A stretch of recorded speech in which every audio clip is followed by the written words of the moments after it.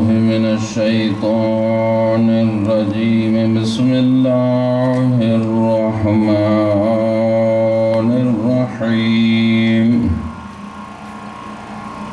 قل هو الله أحد الله الصمد لم يلد ولم يولد ولم يكن له كفوا أحد.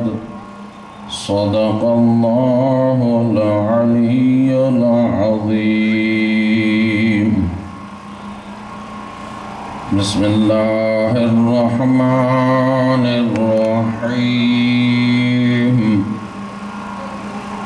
عن جابر بن عبد الله الأنصاري عن فاطمة الزهراء عليها السلام بنت رسول الله صلى الله عليه وآله وسلم قال: سمعت فاطمة أنها قالت: دخل علي أبي رسول الله في بعض الأيام فقال: السلام عليك يا فاطمة. عليه السلام. فقلت: عليك السلام.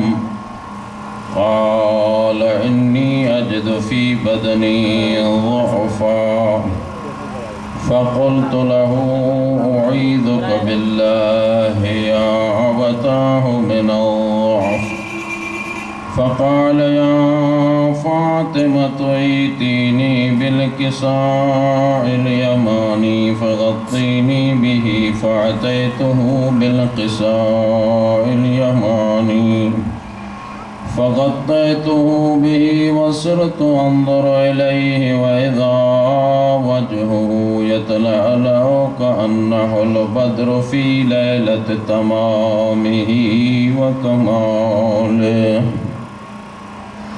فما كانت إلا ساعة وإذا بولدي الحسن عليه السلام قد أقبل وقال: السلام عليك يا أماه. فقلت: وعليك السلام يا قرة عيني وثمرة فؤادي.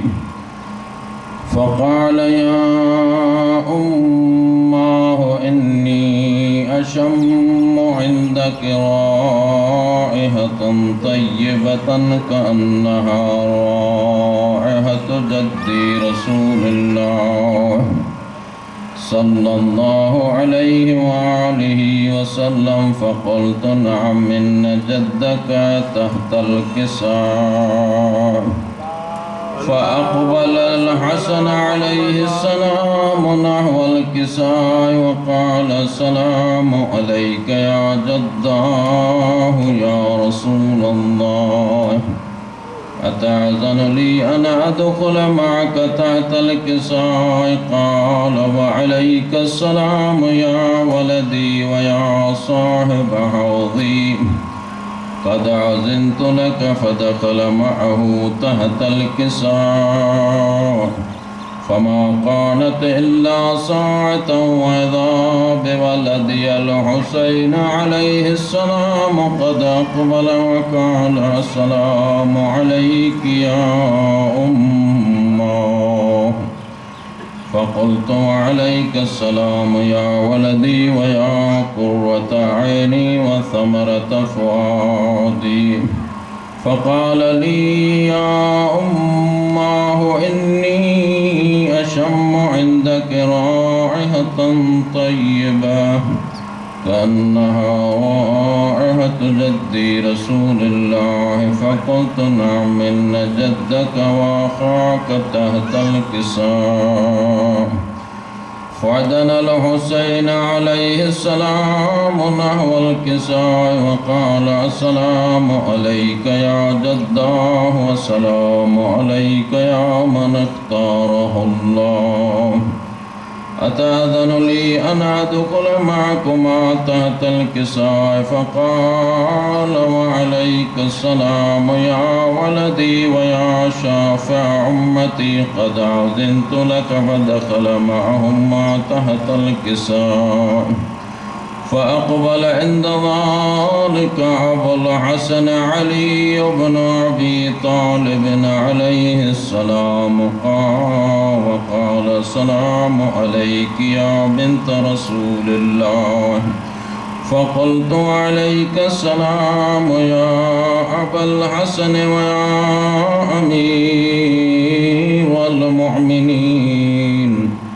فقال يا فاطمة إني أشم عندك رائحة طيبة كأنها رائحة أخي وابن عمي رسول الله. فقلت نعم ما هو مع ولديك تحت الكساء.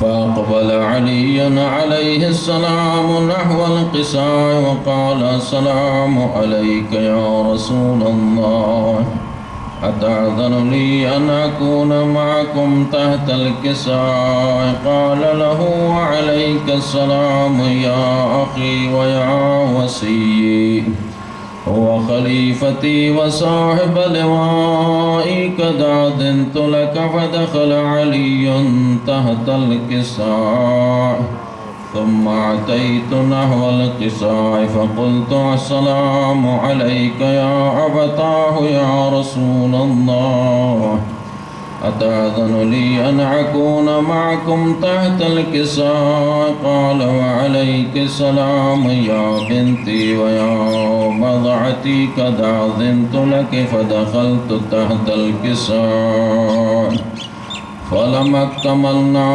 جميعا تحت الكساء أخذ بي رسول الله بطرفي الكساء وأومأ بيده اليمنى إلى السماء وقال اللهم إن هؤلاء أهل بيتي وخاصتي وحامتي، لحمهم لحمي ودمهم دمي، يؤلمني ما يؤلمهم ويحضنني ما يحضنهم. أنا حرب لمن حاربهم وسلم لمن سالمهم وعدو لمن عاداهم ومحب لمن أحبهم.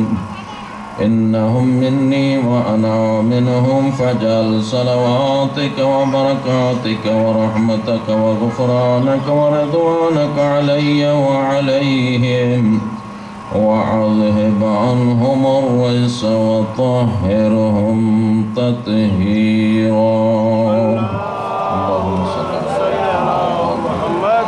فقال الله عز وجل يا ملائكتي ويا سكان سماواتي إني ما خلقت سماء مبنية ولا أرضا مدحية ولا قمرا منيرا ولا شمسا مضية ولا فلقا يدور ولا بحرا يجري ولا فلكا يسري إلا في محبة هؤلاء الخمسة الذين هم تحت الكساء. فقال الأمين جبرائيل يا رب ومن تحت الكساء؟ فقال عز وجل هم أهل بيت النبوة ومعدن الرسالة، هم فاطمة وأبوها وبعلها وبنوها.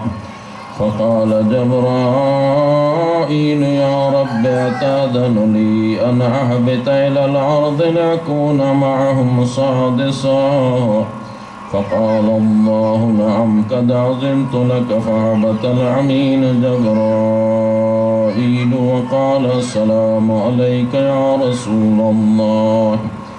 العلي الأعلى يقرأك السلام يخصك بالتحية والإكرام ويقول لك وعزتي وجلالي إني ما خلقت سماء مبنية ولا أرضا مدحية ولا قمرا منيرا ولا شمسا مضية ولا فلكا يدور ولا بحرا يجري ولا فلق يسري إلا لعجلكم ومحبتكم وقد أذنني أن أدخل معكم فهل تأذن لي يا رسول الله؟ فقال رسول الله وعليك السلام يا أمين وحي الله إنه نعم قد أذنت لك. فدخل جبرائيل معنا تحت الكساء فقال لأبي إن الله قد أوحى إليكم يقول إنما يريد الله ليذهب عنكم الرجس أهل البيت ويطهركم تطهيرا. اللهم صل على محمد. فقال علي النبي يا رسول الله أخبرني ما لجلوسنا هذا تحت الكساء من الفضل عند الله. فقال النبي صلى الله عليه وآله والذي بعثني بالحق نبيا وصفاني برسالة نجيا ما ذكر خبرنا هذا في محفل من محافل أهل الأرض وفيه جمع من شيتنا ومحبينا إنا ونزلت عليهم الرحمة وحفت بهم الملائكة واستغفرت لهم إلى أن يتفرقوا.